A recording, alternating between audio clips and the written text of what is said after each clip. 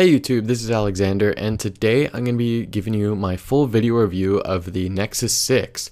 Now this is a video that I've been wanting to do for quite a while, but unfortunately as soon as the device arrived at my doorstep, I was going to be leaving in a few days on vacation, but now I'm back and ready to give you guys my full video review. So I've used this guy for about 2 weeks, or maybe even a little more than 2 weeks, and I feel like it's a pretty good time to go ahead and tell you guys what I think about it, the battery life, performance, camera, how it feels, the bigness of the device, how huge it is, whether or not I got adjusted to it. So without further ado, let's go ahead and get right on into it. So the Nexus 6 is made by Motorola for Google and with Google, and it is the 6th iteration of the Nexus line. Some noteworthy features are the pretty much 6-inch display. It's a quad HD display, so it's a resolution of 2560 by 1440, which is higher than a 1080p display, so it's got a lot of pixels on this guy. It's got a 13 megapixel camera, which is capable of recording 4K video at 30 frames per second. You've got a nice little dimple on the back here, as you can see, that Motorola logo. You've got the Nexus logo right below that. You of course have your 3.5mm headphone jack right up top, as well as your nano SIM tray, so this does take nano SIM. And on the right hand side there is nothing, just a clean slate. On the bottom, of course, we've got our micro USB port along with some of the FCC information, which I mentioned in my unboxing as being really nice that they put that on the bottom. And finally, on the left hand side, we've got a volume rocker as well as a power lock button, which is sort of rigid. We've got a little bit of a texture on the power lock button, which is really nice, and it's definitely helped me to differentiate between the two buttons.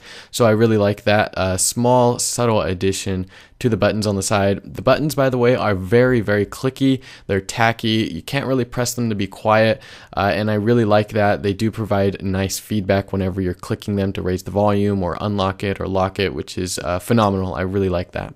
So something to mention right next to these buttons is how the display sort of molds or melts on over to the sides of the device, and I really like that. The glass is just curved, sort of going outward, and it just feels really nice.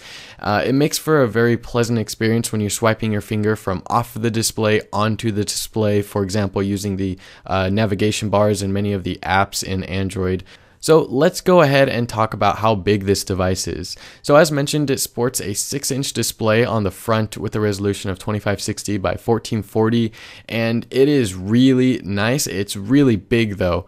So this is something that you guys are going to have to take a look at for yourself. If you're thinking of picking it up, for somebody like me with smaller hands, it's definitely not really going to be able to be used with one hand, unfortunately, but it's not really a huge deal. It's just something to take note of. It is really big though.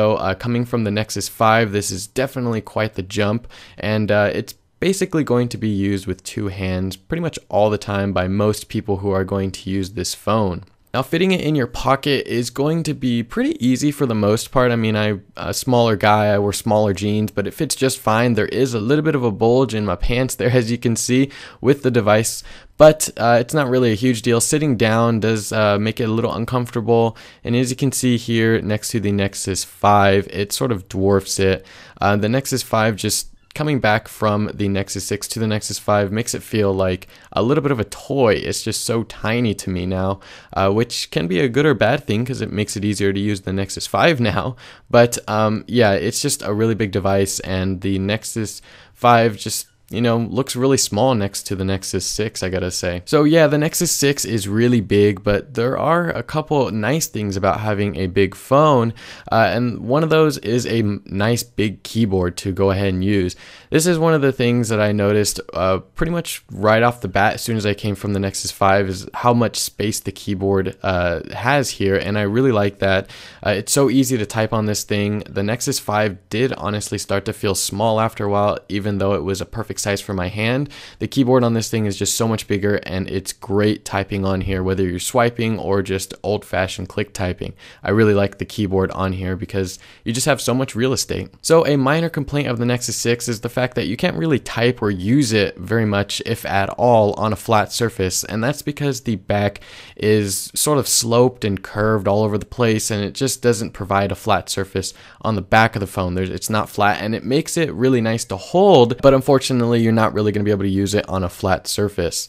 But again, like I said, it does make it really nice to hold. It's very ergonomic. As you can see here, there's a bunch of curves and it sort of slopes off at the sides. And I just like that because it makes it really comfortable to hold. And even though it's pretty heavy, you don't really notice it. At least I don't. It's about 183 grams, and coming from the Nexus 5, which is 130 grams or so, it's definitely really comfortable. Now the speakers do protrude, so of course you're not going to be able to lay it on the front either if that's something you guys like to do, but they are going to provide a really nice sound experience when you're watching content or listening to things on the Nexus 5. So here I've got a video playing and the display pretty much just takes over and it looks really nice. The sound coming out is really nice and loud. Now at the higher 2 or 3 volumes, it's going to be a little distorted and just sort of not sound that great, and at the lower 2 or 3, it's kind of pretty much almost silent, but somewhere in the middle there's a nice medium and it sounds really nice.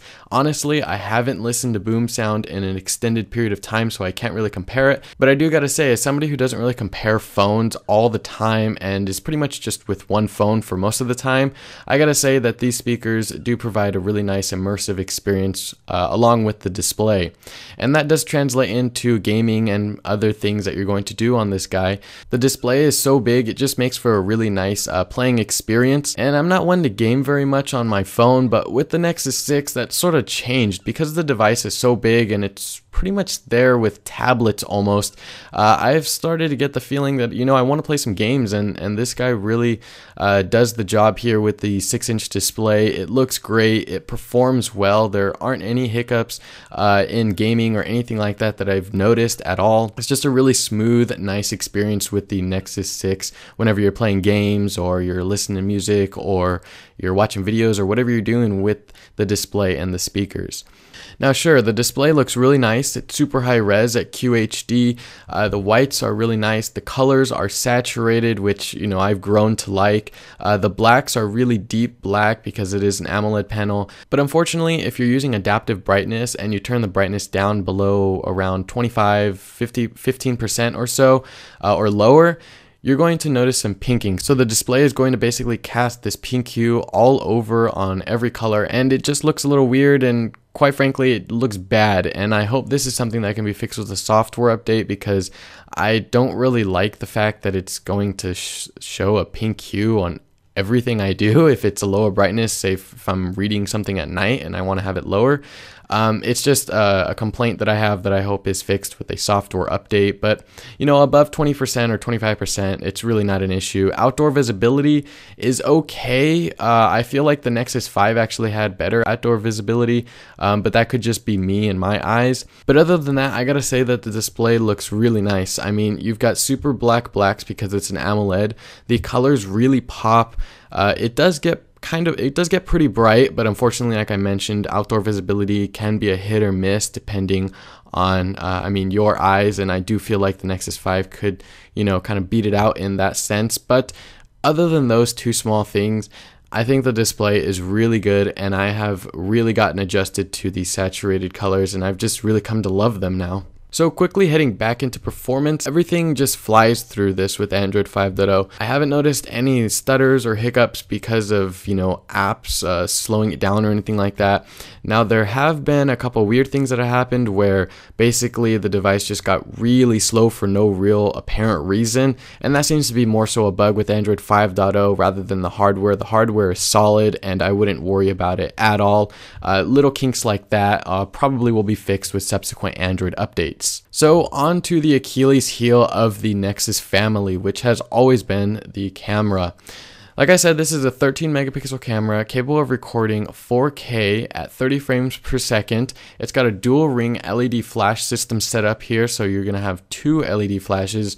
And I gotta say, overall, I'm really impressed with the camera. It has been so much better than the Nexus 5. The viewfinder looks great. I mean, you got this huge display to, use as a viewfinder, which I love. The picture quality has been leaps and bounds ahead of the Nexus 5, I'd say. I don't use a lot of different phone cameras, so I'm not going to have a lot of experience with comparisons, but I do think that this is a very solid camera, and I mean, I definitely have liked the shots that I've gotten out of it so far. Now, they do look really nice on the display because it's really saturated and the display looks really nice, but when you put them on a computer or another person's display, it's not going to look as good. But overall, I mean, the pictures that you can get out of this thing are pretty good as long as the lighting is decent or you're using HDR+. The camera is something that I actually am pleased with now. I mean, on the Nexus 5, I found things to complain about, but on the Nexus 6, there really isn't much for me to complain about. It's just a solid camera now that I really like using, and I've actually grown fond of using the camera on a Nexus device now. I hope that this is something that they, of course, continue to improve with software updates, and of course, improve with hardware updates in subsequent Nexus versions, but here on the Nexus 6, this is a solid camera now. I think they've done a pretty good job with the camera. So on to battery life, which is something that's been a little more controversial with the Nexus 6, with some claiming they can barely make it through a day and others claiming they can get even 2 days or maybe even 2.5. I gotta say that I'm somewhere in between. I can easily make it through a day. I did have to alter some settings, of course, but I can easily make it through a day. I can play Riptide GP for maybe an hour and a half, have Phoenix constantly refreshing in the background, which is my Twitter client, just be using the display in general, maybe watch a couple YouTube videos or text and things like that, look at a couple web pages, but the battery life has been just fine for me. I have no complaints, really. I do wish, though, because it's a 3,220 milliamp hour battery, which is significantly bigger than the Nexus 5s, which I was still able to make it through a day barely on. I do wish that it was able to get me through a second day because, this is stock Android. You've got Project Volta, you've got the Android runtime, you've got just a huge battery, and I wish that I was able to make it through 2 days easily, but unfortunately I'm not. Hopefully subsequent software updates will help that, and Project Volta will of course get better. But as of right now, I'm easily able to make it through a day and into the second day to around noon if I really wanted to. But yeah, this battery has just treated me really well, and I don't really have anything to complain about in the battery life department. Now, the turbocharger is of course something that's included with the Nexus 6. It's just the standard brick that comes with it. And Google and Motorola are saying it's going to get you about 15% in 15 minutes. And I gotta say, that's pretty much true. This thing charges the Nexus 6 really quickly, especially since the battery is really big. I thought it would take a long time to charge, but with the turbocharger, it charges really quickly, and that's something that I enjoy having around because extra juice in a short amount of time is always welcome. So Ambient Display is a recent addition to the Nexus line that comes to us from Motorola and their Moto Display and AMOLED panels. And for the most part, I've noticed it to be sort of hit or miss, unfortunately. It's basically going to work to light up just a few pixels to show you some information as you take your phone out of your pocket, or you pick it up from a desk, or you receive a new notification without you having to tap any buttons or tap the display. It's just going to be there for you when you're ready to see them. And for the most part, like I said, it's been sort of hit or miss, and it's something that I wish I could have the option of choosing between this and a notification LED, just because I miss my notification LED. And yeah, the Nexus 6 does have one, but it's only available through root, and you shouldn't have to root to choose between a notification LED, which is included in the phone, and Ambient Display. Anyway, I hope this is something that gets improved with software updates, and I'm sure it will, but I'm just waiting for it to, work a little better. Sometimes the display doesn't really show the notifications, and sometimes it does, but that is Ambient Display. So overall, I think the device is a really nice package. In addition to the Nexus line of devices, you've got a really nice QHD display, which, by the way, I know some of you are wondering about the screen burn-in, or that's a thing going around the internet right now. I haven't noticed any screen burn-in, and maybe I'm just a lucky person who got a unit that was just fine, but there hasn't been any screen burn-in here at all. So the display is really nice. It's spot on, except for the little bit of pinking. I think that the camera is really nice. It's something that's actually a pleasure to use now. It feels really nice in the hand. It's very ergonomic. The dimple fits perfectly on my finger, and I love that. The cold metal in the morning definitely feels really good, and that's another pro to the device. The screen is huge, and unfortunately, stock Android doesn't take advantage of that added real estate state, but hopefully sometime in the future they will. But as of now, you know, it's just a huge display that doesn't really have any extra software to complement that huge display. But it does look nice. The stereo speakers on the front sound really nice as long as they're, you know, so you stay away from the top 2 or 3 volume. And overall, it's just a great package from Google and Motorola, and I really like using the Nexus 6 as my daily driver. Now, I know some of you are wondering about wallpapers. I'll leave a link down below to a site where I actually get a couple wallpapers every now and then for the Nexus 6 that look great. So definitely be sure to hit the description if you guys want to check out some of those wallpapers. But yeah, anyway, the Nexus 6 is just overall a great package that I enjoy using now. And that's pretty much going to end the video. I hope you guys enjoyed. If you did, be sure to hit that like button, subscribe down there for more, and I will catch you in the next one. Peace.